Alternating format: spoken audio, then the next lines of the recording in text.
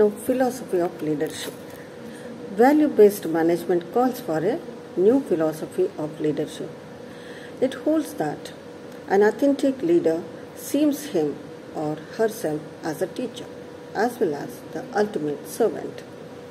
A true leader is one who empowers others to realize their hidden potential, not one who rules by fear or refuses to be accountable to others. Value-based management is catalyzed by such leaders, but it is developed and sustained from the ground up.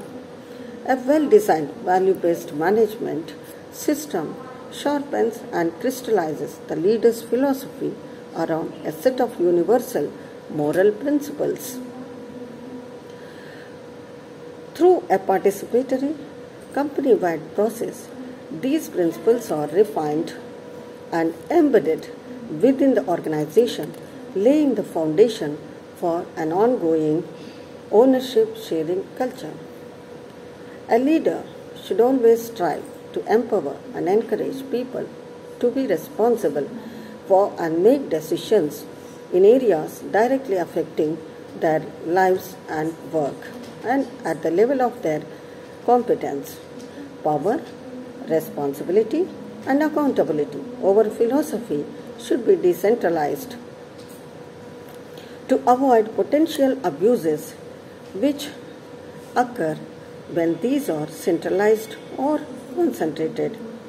Those in a higher level within an organization should avoid making decisions which can be made most effectively and competently by those at lower levels.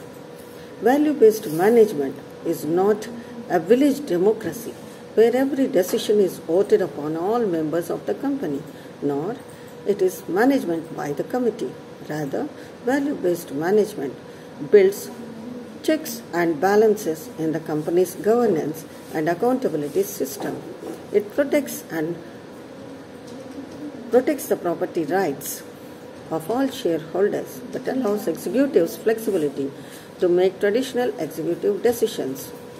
The purpose of value-based management is to help empower people and raise their human dignity and quality of life both inside and outside workplace. Its principal economic means for achieving these ends is expanded capital ownership. Value-based management offers every worker the most effective tool to become a co-owner of the place where he works. The employee stock ownership plan was created to provide workers with access to capital credit previously available only to those with significant accumulated assets and to pay for their shares out of future corporate profits, which they help the company to earn. But in terms of value-based management, ESOP by itself is insufficient without a clear articulation of shared morals, values, and the systematic dispersion of power and accountability in a company. The ESOP can be used as a tool to exploit workers and deprive them from their ownership rights, thus violating the fundamental principle of justice underlying value-based management. In contrast, an ESOP based on value-based management principles respect the property rights of every shareholder.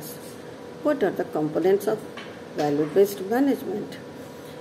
A foundation of universal moral values starting with the intrinsic value of each person, each employee, customer, and supplier. Success in the marketplace based on delivering maximum value, high quality at lower price to the customer. Reward based on the value people contribute to the company as individuals and as a team, as workers and as owners. What are the aspects of value? Creating structures of corporate governance and management based on shared moral values as expressed as a written set of a company core values, ethics, principles, within which defined culture and a clarified social purpose and mission of the organization.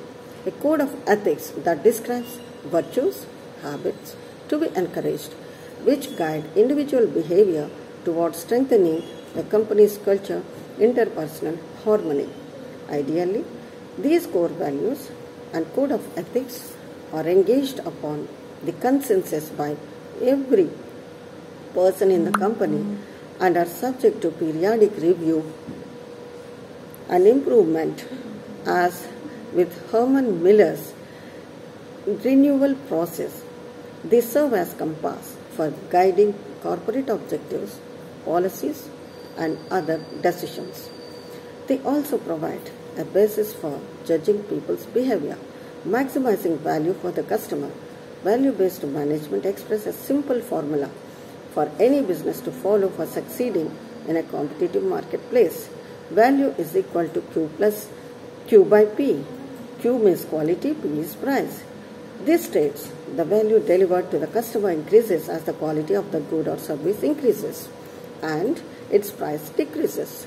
Within value-based culture, everyone in the company has a self-interest in providing service to the customer because ultimately it is the customer who signs every employee's paycheck. Structuring the company's compensation and reward system to enable every person in the company to be rewarded for the value of their contribution to the company. This one is fundamental aspect of ownership. It reflects the correct principle of distributive justice contained within the Caslow-Aldous theory of economic justice, where a person's returns are based on performance and contribution, not charity, because value-based management compensation and reward system that would include a monthly, bi-monthly or quarterly bonus linked to each worker's profit center within the company. Annual corporate-wide performance bonuses based on formula tying each worker's contribution to overall company's profits. A structured profit-based program of share ownership supplemented by cash dividend payouts to reinforce long-term ownership consciousness. Now, effect of value-based management areas are designed to institutionalize shared responsibility, shared risk, shared reward within the company's ongoing structures and processes. The key management areas affected by value-based management transformation process include corporate values and vision, leadership styles and skills, corporate governance, open book management, operations, policies and procedures, communications, information sharing, training and education, pay and rewards, grievance and adjudication, collective bargaining with labor unions, employee shareholder education and participation, future planning. Thank you.